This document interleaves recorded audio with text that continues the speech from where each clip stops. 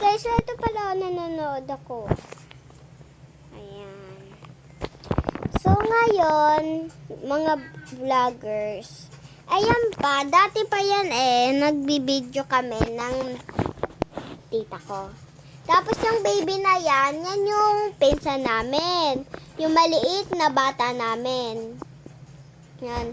Tapos, yan, yung tita ko naman, yan yung mas matanda sa akin, yung tita namin ng mga ate ko. Na ganon. Kaya, ngayon, pinapanood ko silang dalawa. Kasi, pinapanood ko yung vlog ng tita ko, yung gawa ng tita ko. Kaya, nagawa rin ako. Kaya, ayun, meron na rin ako. So, papakita ko guys. Ito guys,